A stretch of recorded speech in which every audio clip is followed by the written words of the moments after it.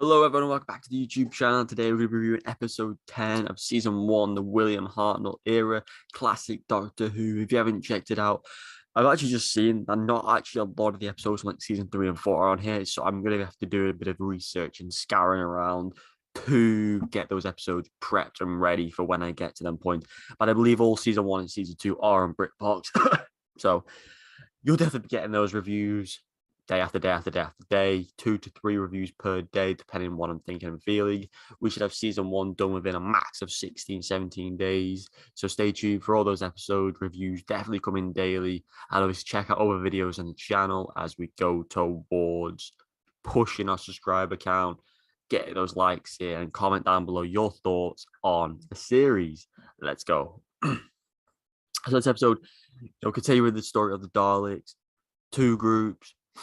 We'll talk about the Doctor's group, the Doctor, Susan, and the other 2 Thals heading into the city, using this reflector thing to knock off the radio systems and basically alert the Daleks in a sense, which sort of backfires on the Doctor in the later part of the episode. So funny how the Doctor works. Like, he just smashes all the electronics and radios.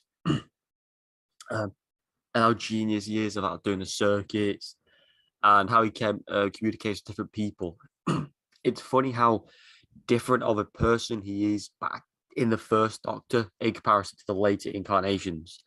I think it's a very good episode. I think it's very well put together. I think, you know, he's not as smart as he thinks at times. He gets the radio off, he gets the antenna off working, so the Daleks are fully unaware of where they are.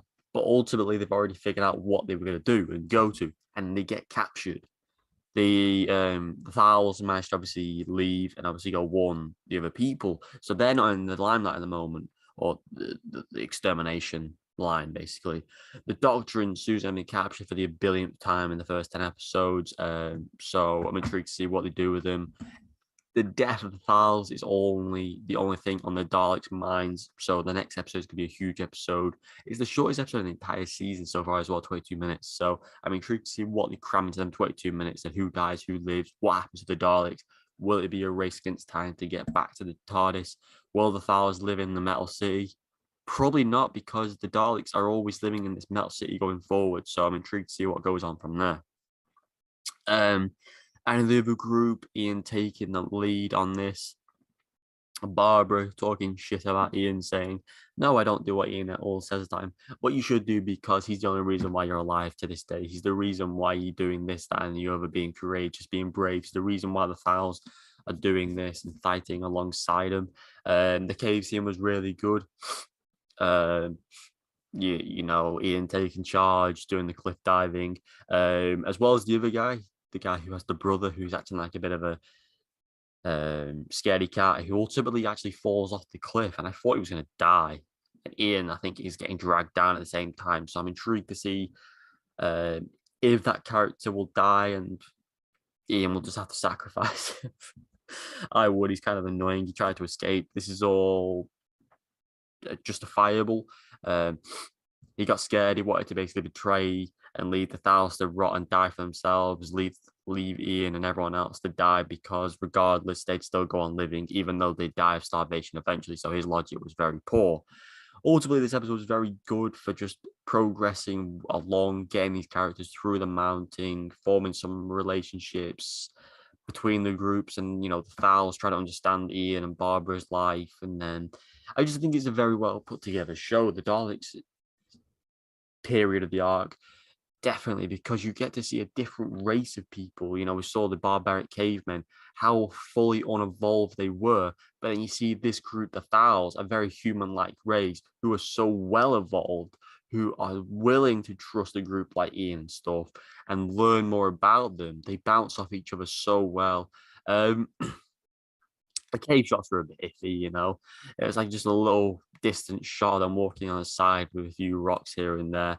The cave didn't really show much of it, so you couldn't really make of how low the drop was in reality. But yeah, I think, as camera work goes, I think they're always well shot. They're always well put together. Hopefully the characters can come back around the corner and help out Ian and the brother. But again, we'll have to wait and see. There's one episode left, 22 minutes. What can they cram into that? How will the Doctor and Susan escape? Will the Thals that are near the Doctor help with the Daleks and destroy them somehow?